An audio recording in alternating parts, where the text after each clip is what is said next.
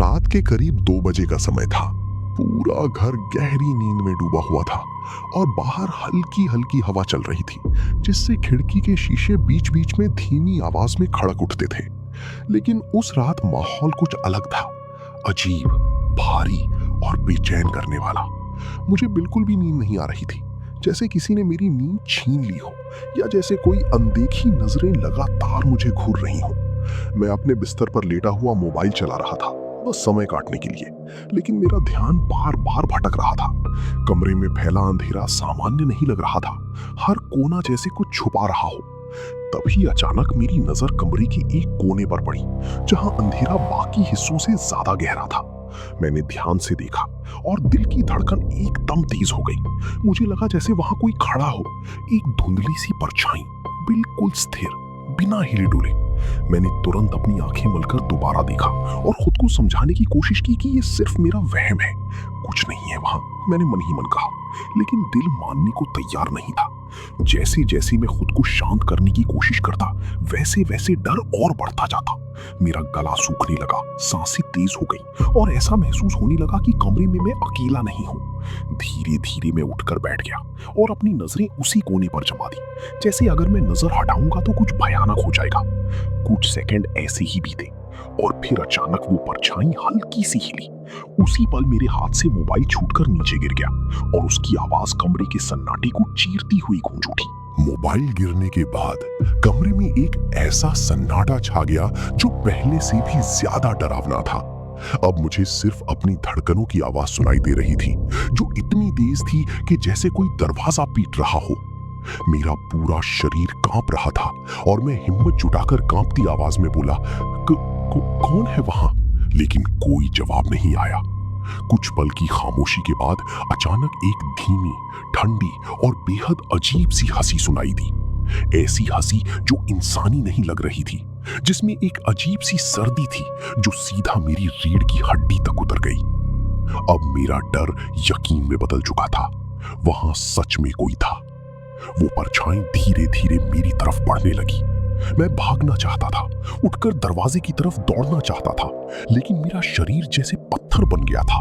मैं हिल भी नहीं पा रहा था, जैसे किसी अदृश्य ताकत ने मुझे जकड़ लिया हो। जैसे जैसे वो परछाई करीब आती गई, उसका आकार साफ होने लगा। अब मैं उसका चेहरा देख सकता था, या यूं कहीं कि कुछ ऐसा जो इंसानी चेहरा होना चाहिए था, लेकिन था नहीं। उसकी आंखें पूरी तरह काली थी, इतनी काली कि अंधेरे में भी चमक रही थी, और उसके होठों पर एक अजीब, ठंडी और डरावनी मुस्कान थी।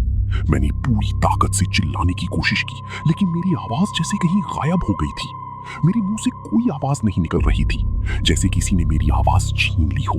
वो चीज अब बिल्कुल मेरे सामने थी। मेरे और उसके बीच बस कुछ इंच का फासला था। मैं उसकी जब मेरी आंख खुली तो सुबह हो चुकी थी। खिड़की से आती सूरज की हल्की रोशनी कमरे में फैल रही थी और सब कुछ बिल्कुल सामान्य लग रहा था। बाहर से रोजमर्रा की आवाजें आ रही थीं, लोगों की बातें, गाड़ियों की आवाज, चिड़ियों की चहचहाहट। कुछ पल के लिए मुझे राहत महसूस हुई। मैंने गहरी सांस ली और खुद से कहा, यह सिर्फ एक डरावना सपना था, बस एक सपना। मैंने अपने माथे का पसीना पोंछा और बिस्तर से उठने ही वाला था कि अचानक मेरी नजर फर्श पर पड़ी। मेरा दिल फिर से तेजी से धड़कने लगा। मेरा मोबाइल वहीं पड़ा था, ठीक उसी जगह जहां रात को मेरे हाथ से गिरा था। अब मेरे अंदर फिर से वही डर लौट आया। मैं धीरे धीरे नीचे उतरा और कांपते हाथों से मोबाइल उठाया।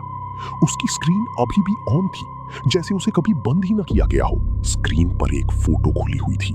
मैंने ध्यान से उस फोटो को देखा और उसी पल मेरा खून जैसे जम गया। उस फोटो में मैं खुद सो रहा था, वही कमरा, वही बिस्तर, वही पोजीशन। लेकिन असली डरावनी बात तो उसके बाद थी। मेरे पीछे, ठीक मेरे सिर के पास, वही परछाई खड़ी थी, वही काली आंखें, वही डरावनी मुस्कान। मेरे हाथ से मोबाइल फिर से गिर गया और इस बार मेरे पास कोई भी जवाब नहीं था कि ये कैसे हो सकता है। उस दिन मैं पूरे समय इसी डर में जीता रहा कि आखिर ये सच था या सपना। मैंने खुद को बार बार समझाने की कोशिश की कि ये सब मेरे दिमाग का खेल है, लेकिन हर बार जब मैं उस फोटो को याद करता, मेरा दिल फिर से डर से भर जाता। जैसे जैसे दिन ढलने लगा, मेरा डर और गहरा होता गया। शाम का अंधेरा धीरे धीरे कमरे में फैलने लगा और हर गुजरते पल के साथ मुझे ऐसा लगने लगा कि कुछ फिर होने वाला है। रात होते होते मैं फिर अपने उसी कमरे में था, लेकिन इस बार सब कुछ अलग महसूस हो रहा था। मैं बिस्तर पर बैठा था, लेकिन मेरे हाथ में मोबाइल नहीं था। मेरी नजर बार बार उसी कोने की तरफ जा रही थी जहां मैंने उसे पहली बार देखा था। दिल कह रहा था कि आज रात फिर कुछ होगा, और इस बार शायद पहले से भी ज्यादा भयानक।